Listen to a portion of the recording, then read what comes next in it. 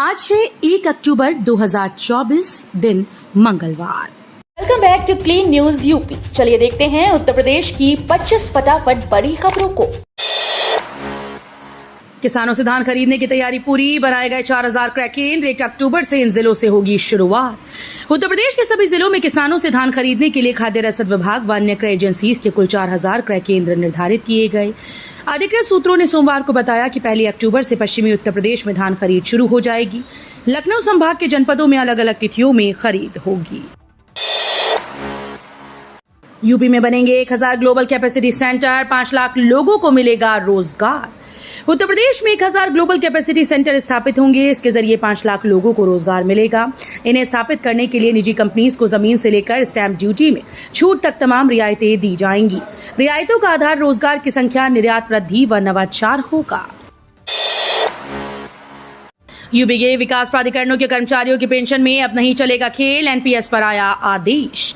UP के विकास प्राधिकरणों के कर्मचारियों की पेंशन राशि कटौती में होने वाली मनमानी पर शासन से गंभीर रुख अपना लिया है। आवास विकास ने प्राधिकरणों को निर्देश दिया कि न्यू पेंशन स्कीम में आने वाले कर्मियों की पेंशन राशि को तय समय में जमा किया जाए। इनमें किसी तरह का खेल नहीं किया जाना चाहिए। शासन में इस तरह की कई शिकायतें मिल चुकी हैं। प्रदेश के विकास प्राधिकरणों के कार्यों को लेकर अपर मुख्य सचिव आवास नितिन रमेश की अध्यक्षता में हुई समीक्षा के दौरान पता चला कि न्यू पेंशन स्कीम के तहत पैसा जमा करने में मनमानी की जा रही है। यमुना एक्सप्रेसवे को केजीपी से जोड़ने का रास्ता साफ, दनकौर के पास बनेगा इंटरचेंज। यमुना एक्सप्रेसवे औद्योगिक विकास प्राधिकरण के जगनपुर अफजलपुर के पास यमुना एक्सप्रेसवे और ईस्टर्न पेरिफेरल एक्सप्रेसवे को जोड़ने का रास्ता साफ हो गया। शासन ने यहां प्रस्तावित इंटरचेंज के निर्माण की अनुमति दे दी है। अनुमति के बाद भारतीय राष्ट्रीय राजमार्ग प्राधिकरण ने भी निर्माण की तैयारी शुरू कर दी। यूपी में कांग्रेस का नया प्लान, संगठन की होगी ओवरहॉलिंग, निष्क्रिय पदाधिकारियों की होगी छुट्टी। हाल में संपन्न लोकसभा चुनाव में मिली सफलता से उत्साहित कांग्रेस नए प्लान के साथ अपना संगठनात्मक ढांचा दुरुस्त करने में जुट गई। इसके तहत निष्क्रिय पदाधिकारियों को चिन्हित कर उन्हें संगठन की जिम्मेदारियों से मुक्त करने की तैयारी चल रही है। जल्द ही कई जिला और महानगर अध्यक्षों की छुट्टी हो सकती है। बताया जा रहा है कि पूरे संगठन की ओवरहॉलिंग होनी है। आज से बदल जाएगा परिषदीय और माध्यमिक विद्यालयों का समय। परिषदीय व माध्यमिक विद्यालयों में आज मंगलवार से पठन पाठन के समय में बदलाव होगा। आज 1 अक्टूबर से परिषदीय विद्यालयों में सुबह 9 से दोपहर 3 बजे तक पढ़ाई होगी। वहीं मौसमी बीमारियों डेंगू मलेरिया को देखते हुए बच्चों को फुल आस्तीन के कपड़े पहनने के निर्देश दिए गए हैं। 10 लाख बालिकाओं को आत्मरक्षा और जीवन कौशल का मिलेगा प्रशिक्षण। मिशन शक्ति के 5वें चरण 10 लाख बालिकाओं को आत्मरक्षा और जीवन कौशल का प्रशिक्षण मिलेगा। 3 अक्टूबर से मई 2025 तक चलने वाले इस अभियान में पीएम श्री योजना के तहत चयनित 167 विद्यालयों में करियर काउंसलिंग के सत्र भी चलेंगे।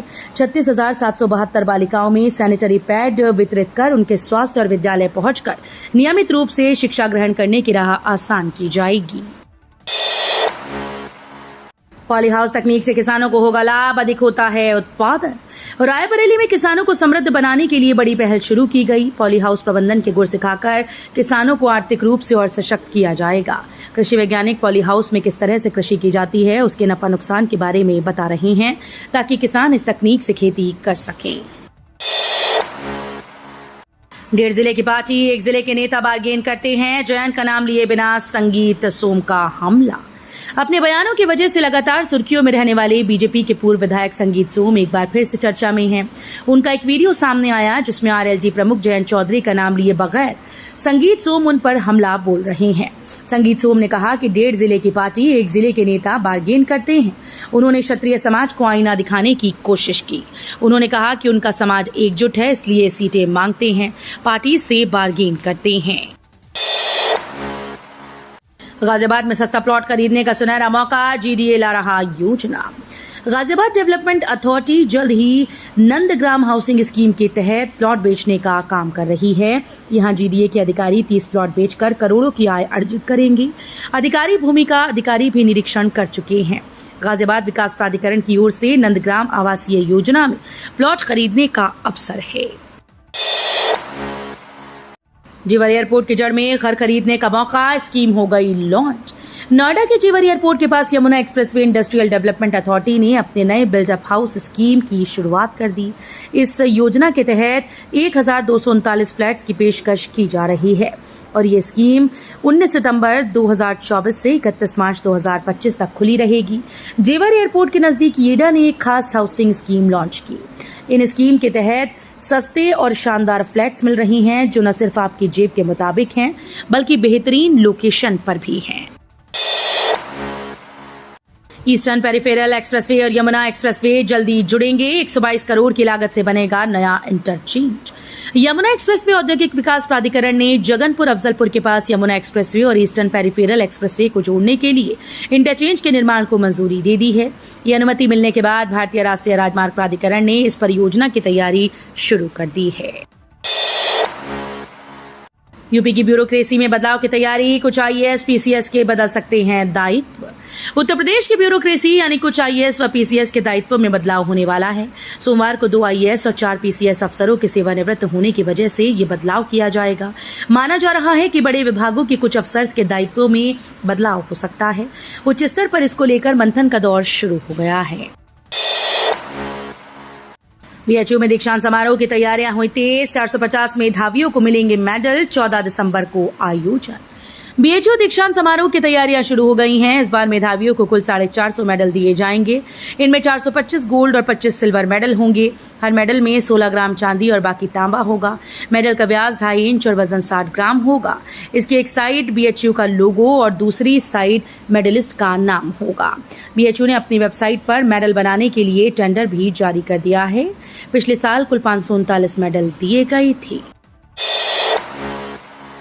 ग्रेटर नोएडा में किसान महापड़ाव की तैयारी। आगामी 14 अक्टूबर को कलेक्ट्रेट पर होने वाले किसान महापड़ाव की तैयारी जोर शोर से चल रही है। इस क्रम में घोड़ी गांव स्थित ओम बारात घर में पंचायत का आयोजन किया गया, जिसमें सैकड़ों महिला और पुरुष किसानों ने भाग लिया। पंचायत की अध्यक्षता बाबा भंवर सिंह ने की और संचालन निशांत रावल ने। काशी स्टेशन पर शुरू हुआ काम, गड्ढों को किया जा रहा समतल। नवरात्र से काम में आएगी तेजी। काशी स्टेशन को इंटर मॉडल स्टेशन के रूप में विकसित करने की तैयारी शुरू हो गई है। छोटी छोटी बाधाओं को दूर करते हुए स्टेशन पर प्रस्तावित द्वितीय द्वार के पास खुदाई का काम शुरू हो जाएगा। भारी मशीनों और मटेरियल रखने की प्रक्रिया में गड्ढों को समतल किया जा रहा है। नवरात्र से काम में और तेजी आएगी। निजी कंपनीज के विशेषज्ञ तकनीकी टीम भी अक्टूबर माह में आने वाली है। यात्रियों को नहीं भा रहा मेरठ लखनऊ वंदे भारत एक्सप्रेस। 7 में से 7 खाली डिब्बों के साथ दौड़ रही ट्रेन। मेरठ से वाया बरेली होकर लखनऊ जाने वाली वंदे भारत एक्सप्रेस यात्रियों को रास नहीं आ रही। महंगा किराया होने के चलते पैसेंजर्स इस ट्रेन से यात्रा करना पसंद नहीं कर रहे। ट्रेन में 8 कोच में जिसमें से अक्सर 60 डिब्बे खाली रह जाते हैं। मेरठ और मुरादाबाद से लखनऊ तक का सफर करने वाले 50 से 60 यात्री हैं, तो वहीं बरेली से 35 से 40 सवारियां हैं। बड़ा गणेश मंदिर से हटाई गई साईं की प्रतिमा। महंत शंकरपुरी ने कही ये बड़ी बात। बड़ा गणेश मंदिर से साईं की प्रतिमा को हटा दिया गया है। सनातन रक्षक दल के मुताबिक अब तक पुरुषोत्तम सहित 10 मंदिरों से साईं की प्रतिमा हटाई जा चुकी है। सनातन रक्षक दल के सदस्य बड़ा गणेश मंदिर पहुंचे। उन्होंने मंदिर में स्थापित साईं की प्रतिमा को कपड़े में लपेटकर मंदिर परिसर से बाहर रखवाया। बड़ा गणेश मंदिर के महंत रम्मू गुरु ने कहा कि जानकारी के अभाव में साईं की पूजा हो रही थी। यूपी में नदियां उफान पर, 11 जिलों में बाढ़ के हालात। सीएम योगी ने तत्काल मदद का दिया आदेश। यूपी में मानसून की भले ही धमाकेदार एंट्री नहीं हुई, पर विदाई के समय पूरे प्रदेश में झमाझम बारिश है। पूरे प्रदेश खासकर पूर्वी जिलों में जोरदार बारिश हुई। बारिश के चलते राज्य की नदियां उफान पर हैं। नेपाल से छोड़े जा रहे पानी के कारण नदियों का जलस्तर तेजी से बढ़ा। कन्नौज में बारिश के बीच कच्चा मकान ढहने से 2, सुल्तानपुर में दीवार गिरने से 1 और ऊंचाहार, सोनभद्र, गाजीपुर में आकाशीय बिजली, एक व्यक्ति की मौत हुई। यूपी बाईपोस्ट के लिए 10 में से 7 सीटों पर सपा ने तय कर लिए कैंडिडेट। उत्तर प्रदेश में 10 विधानसभा सीटों पर उपचुनाव के लिए समाजवादी पार्टी ने कमर कस ली है। जानकारी के अनुसार सपा आलाकमान ने संभावित प्रत्याशियों को तैयारी में जुटने के निर्देश दिए हैं। सूत्रों से मिली जानकारी के मुताबिक सपा अक्टूबर महीने के आखिरी हफ्ते में चुनाव आयोग के द्वारा तारीखों के ऐलान के बाद आधिकारिक तौर पर प्रत्याशियों के नाम की घोषणा कर सकती है। रामनगर में नीचे दुकान ऊपर मकान वाले भी देंगे गृह कर। रामनगर के 1000 व्यावसायिक भवनों से नगर निगम ने गृह कर वसूलने की तैयारी कर ली। पहले चरण में व्यावसायिक भवनों से गृह कर लेने के लिए बिल भेजे जा रहे हैं। कुछ ऐसे भवन हैं जिनमें नीचे दुकान और ऊपर मकान है। ऐसे भवनों से भी गृह कर लिया जाएगा, जिसका लोग विरोध कर रहे हैं।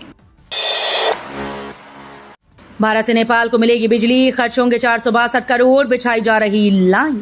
भारत से नेपाल को बिजली देने और नेपाल से बिजली लेने के लिए पारेषण लाइन का निर्माण कराया जा रहा है। Power grid corporation of India limited Gorakhpur से नेपाल सीमा तक 400 केवी क्षमता की लाइन बना रहा है। इस पर 462 करोड़ रुपए खर्च हो रहे हैं।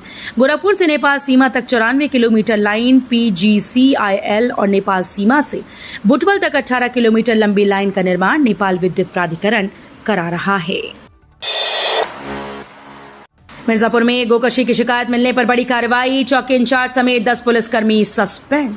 मिर्जापुर के रामबाग कुरैश में गोकशी की शिकायत मिलने में पुलिस अधीक्षक अभिनंदन ने बड़ी कार्रवाई की। थाना कोतवाली शहर के अस्पताल चौकी क्षेत्र के चौकी इंचार्ज सहित सभी 10 पुलिसकर्मियों को सस्पेंड कर दिया गया। इसके अलावा थाना शहर कोतवाली के SHO के खिलाफ भी जांच के आदेश दिए गए। 5 अक्टूबर को यूपी के 2.23 करोड़ किसानों के खाते में जाएगी किसान सम्मान निधि। आगामी 5 अक्टूबर को प्रधानमंत्री नरेंद्र मोदी यूपी के 2.23 करोड़ किसानों के खाते में डीबीटी के माध्यम से 2-2 हजार की राशि जारी करेंगे। महाराष्ट्र में 5 अक्टूबर को आयोजित एक किसान सम्मेलन में प्रधानमंत्री नरेंद्र मोदी देश भर के किसानों को डीबीटी के माध्यम से किसान सम्मान निधि की राशि जारी करेंगे। इसमें यूपी के 2.23 करोड़ किसानों के खाते में पीएम की ओर से 4,460 करोड़ रुपए डीबीटी के माध्यम से जारी किया जाएगा। दारुल उलूम में महिलाओं की एंट्री के लिए बनेंगे नए नियम, शर्तों के साथ मिलेंगी अंदर जाने की अनुमति। दारुल उलूम में महिलाओं की एंट्री पर लगा हुआ बैन हट सकता है। संस्था कुछ शर्तों के साथ इस पर लगी रोक हटाने पर विचार कर रही है, जिससे महिलाएं पर्दे में रहकर दारुल उलूम और रशीदिया मस्जिद का भ्रमण कर सकें। दारुल उलूम प्रबंधन ने संस्था में अनुशासन बनाए रखने के लिए नियमों को कठोर कर मई में शिक्षण कार्य के लिए दारुल उलूम में महिलाओं की एंट्री पर लगी रोक जल्द हट सकती है। संस्था कुछ शर्तों के साथ इस पर लगी रोक हटाने पर विचार कर रही है। तो ये थी आज की 25 फटाफट बड़ी खबरें। अगर आपको न्यूज पसंद आई हो तो वीडियो को लाइक और शेयर जरूर करें। धन्यवाद।